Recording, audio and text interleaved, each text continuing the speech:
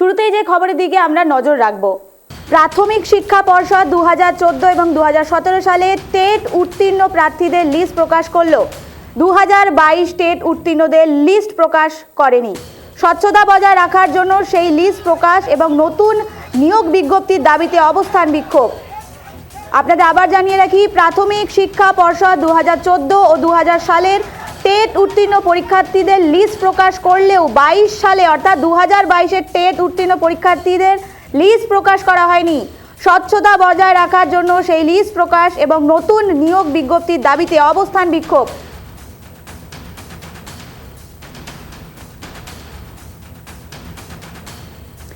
অবরোধী, প্রথমে জানতে চাইবো 2022-এর লিস্ট প্রকাশ করা হয়নি, সেই বিষয়ে এই মুহূর্তে কি জানা যাচ্ছে?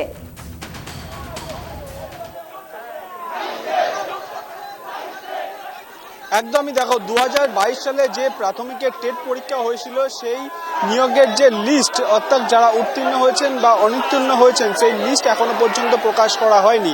তার ভিত্তিতেই, সেই অভিযোগের ভিত্তিতেই কিন্তু আজকে সল্টলেক করুণাময়ী থেকে এপিসি ভবনের সামনে পর্যন্ত বিক্ষোভ ছিল এবং তারা সেখানে এসে এই এপিসি ভবনের সামনেই কিন্তু আমরা দেখতে পাচ্ছি রাস্তার মধ্যে যারা রয়েছেন চাকরি প্রার্থীরা তারা কিন্তু রাস্তায় বসে পড়েছেন এবং রাস্তায় বসেই তারা বিক্ষোভ দেখাচ্ছেন এবং আমরা সেটাই দেখতে পাচ্ছি। কিন্তু একদিকে যেরকম আচার্য সদনের সামনে বিক্ষোভ সমাবেশ চলছে, অন্যদিকে মধ্যশিক্ষা পর্ষদের সামনে বিক্ষোভ চলছে এবং তার পাশে আজকে থেকেই কিন্তু কিছুক্ষণ আগে থেকেই শুরু হলো এই অবস্থান বিক্ষোভ, যেটা জানা যাচ্ছে যে প্রচুর পুলিশ বাহিনী মোতায়েন রয়েছে এবং তার পাশাপাশি এই যারা রয়েছেন এখানে তারা কি বলছেন, তারা কি জানাচ্ছেন আমরা শুনে নেব। দিদি, আজকে আপনারা এখানে অবস্থান বিক্ষোভ করছেন, কি কি দাবি নিয়ে করছেন? আমাদের একটাই দাবি, আমরা 7 বছর ধরে একটাই দাবি করে আসছি, আমাদের যে 50,000 শূন্যপদ আছে শূন্যপদে অবিলম্বে ইন্টারভিউ নোটিফিকেশন দিয়ে আমাদের ইন্টারভিউ করে প্যানেল করে আমাদের স্কুলে দ্রুত ব্যবস্থা করা হোক যাওয়ার। আমরা শুধু এটাই এতদিন ধরে বলে আসছি, আবারও আমরা বলছি, আমরা হাত জোর করে রিকোয়েস্ট করছি। আমাদের বাড়িতে বয়স্ক বাবা মা আছে, আমাদের সবার বয়স বেরিয়ে যাচ্ছে, আমরা শুধু স্কুলে যেতে চাই, আমরা আর কিচ্ছু চাই না, আমরা শুধু স্কুলে যাব, এইটুকুই আমাদের দাবি। আমরা এত বছর ধরে শান্তিপূর্ণভাবেই বলে আসছি, হাজারটা ধর্ণা, হাজারটা নিয়োগের জন্য রাস্তায় পড়ে থেকে আজকে আমাদের এই অবস্থা। আমরা শুধু স্কুলে যেতে চাই, আর কিচ্ছু চাই না, এইটুকুই দাবি। আমাদের ইন্টারভিউ নোটিফিকেশন দিয়ে আমাদের ইন্টারভিউ করিয়ে স্কুলে যাওয়ার ব্যবস্থা করা হোক আগামী বছরের মধ্যে। আপনারা এই অবস্থান বিক্ষোভ আজকে কতক্ষণ চালাবেন? যতক্ষণ আজকে আমাদের নোটিফিকেশন আসবে আমরা আজকে এখানেই বসে থাকবো। আমাদের যতক্ষণ আমাদের এই শরীরে রক্ত আছে আমরা আজকে থাকবো এখানে। আমরা দরকার হলে এখানে বসে অনুসরণ করবো, কিন্তু আমরা এখানে থাকবো। একদম 50,000 শূন্যপদে অবিলম্বে ইন্টারভিউ নোটিফিকেশন নিয়ে তারপরে আজকে আমরা এখান থেকে উঠবো। এটা আপনাদের মিডিয়ার মাধ্যমে মাননীয় মুখ্যমন্ত্রী, শিক্ষামন্ত্রী এবং পর্ষদ সভাপতি গৌতম পাল মহাশয়কে জানিয়ে দিচ্ছি। আমরা আজকে 50,000 শূন্যপদের ভ্যাকেন্সি নিয়ে তবে এখান থেকে আজকে আমরা যাবো। এই বসলাম, আজকে আমরা আমাদের জীবন থাকতে আজকে আমরা যাবো না। আমাদের স্বচ্ছ ওএমআর সিট আছে, আমরা সাফার করছি দীর্ঘ 7 বছর। আমাদের বাড়িতে বাবন আছে, আমাদের জীবন আছে, আমাদের জীবন আছে। যাদের ওএমআর নাই তাদের কথা আলাদা, তাদের নিয়ে সরকার আলাদা ভাবনা চিন্তা করুক, কিন্তু আমাদের স্বচ্ছ ওএমআর সিট আছে, আমরা সাফার করব না। আমাদের ভ্যাকেন্সি অবিলম্বে 50,000 ভ্যাকেন্সি দিয়ে আমাদের ইন্টারভিউর নোটিশ প্রকাশ করতে হবে। এই হলো আমাদের ওএমআর। এসএসসির বদলে আমাদের ওএমআর বিকৃতি হয়নি, আমাদের ওএমআর সিটেই। এটা দেখিয়ে দিন, সারা ভারতবর্ষের মানুষকে দেখিয়ে দিন এই আমাদের ওএমআর স্বচ্ছ, আর আমরা সাফার করছি। এই সাফার আমরা আর করব না। আজকে 50,000 ভ্যাকেন্সি ও ললিপপ, আজকে কেউ কোনো ললিপপ খাবো না। আজকে ললিপপ আজকে ফেরত দেওয়ার দিন। আজকে 50,000 শূন্যপদে ইন্টারভিউ নোটিশ দেবে, আমরা বাড়ি যাবো, নচেত আমরা এখান থেকে উঠছি না। এই যে আপনার হাতে একটা পোস্টার দেখতে পাচ্ছি, পোস্টারে কি লেখা আছে দেখুন, কি লেখা আছে, বাংলার সচেতন নাগরিকরা দেখুক।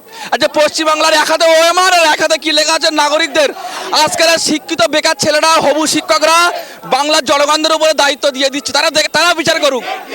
এই বিচার তাদের স্কুলে শিক্ষক নেই, বড় লোকের ছেলে মেয়েরা ইংলিশ মিডিয়াম স্কুলে পড়ে মানুষ হয়ে যাচ্ছে, আর আমাদের গরিবের আমজনতার ছেলেরা ভুক্তভোগী হচ্ছে, স্কুলে শিক্ষক নেই। আজকের ভূতের বাড়ি হয়ে গেছে স্কুলগুলো। আমরা চাইছি আমাদের দ্রুত স্কুলে ফেরত দেওয়া হোক। একদমই আমরা দেখতে পাচ্ছি এই যে পোস্টার নিয়ে এসেছেন তারা, তাতে লেখা আছে শিক্ষক পদে 1 লক্ষ শূন্য পদ আছে। মুখ্যমন্ত্রী মমতা বন্দ্যোপাধ্যায় তেমনটাই ঘোষণা করেছিলেন এবং তারা যারা চাকরি প্রার্থী রয়েছেন 2022 সালের প্রাথমিক টেট পাস চাকরি প্রার্থী, তারা চাইছেন যে প্রাথমিকে অবিলম্বে 50,000 যে শূন্যপদ রয়েছে সেই শূন্যপদে নিয়োগের বিজ্ঞপ্তি চাই এবং তাদের যে পরীক্ষা হয়েছে সেই নিয়োগের বিজ্ঞপ্তির মাধ্যমে কিন্তু তাদের যে পরীক্ষা তাদের যে নিয়োগ সেটা দেয়া হোক। তার পাশাপাশি আমরা দেখতে পাচ্ছি আরও একটা পোস্টার দেখতে পাচ্ছি। আমরা ক্যামেরা পার্সন সূচকে বলবো আরও একটা যে পোস্টার রয়েছে সেটা দেখাতে। এখানে যে এই পোস্টার নিয়ে এসছেন আপনারা, পোস্টারে কি লেখা রয়েছে? দেখুন, রাজ্যে মাননীয় মুখ্যমন্ত্রী বলেছিলেন যে 10 লক্ষ শূন্যপদ আছে। আমাদের দাবি হলো 10 লক্ষ না, আমরা 50,000 শূন্যপদ চাই। 2022 টেট সবচেয়ে স্বচ্ছ টেট, আমাদের ওয়েমার্ক আছে। আমরা কোনো জাল ওয়েমার্কে আমরা পাস করিনি, আমাদের কাছে প্রমাণ আছে যে আমরা পাস করেছি। তো যত টেট পাস আছে 2022-এর সবার নিয়োগ দিতে হবে। আমরা সেই জন্য এসছি আজকে, এখান থেকে আমাদের নোটিফিকেশন নিয়ে যাব। বারবার আমাদেরকে ফিরে দেওয়া হচ্ছে, বলছে যে ওবিসি মামলা, ওবিসি বাহানা। যাদের ওবিসি আছে সেই ওবিসি সিটগুলো কেটে নিয়ে আমাদের এসসি এসটি বা আনরিজার্ভ ক্যাটাগরি যেগুলো আছে সেগুলো তো রিক্রুটমেন্ট দিতে পারে। এই বাহানা থেকে আর কত দিন চলবে?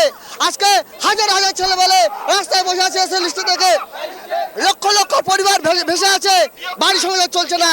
আমাদেরও বয়স হয়ে গেছে, ভাবতে হবে আজকে সামনে বিধানসভা ভোট। এর আগে যদি উনি আমাদের কোনো ব্যবস্থা না করেন, আমরা আজকে এখানে এসছি, এই গামছা নিয়ে আসছি। এখানে আমরা সারা দিন সারা রাত কেটে যাবো, যতক্ষণ আমরা নোটিশ পাবো, নোটিফিকেশন পাবো, ততক্ষণ আমরা এই রাজপথ ছাড়ছি না।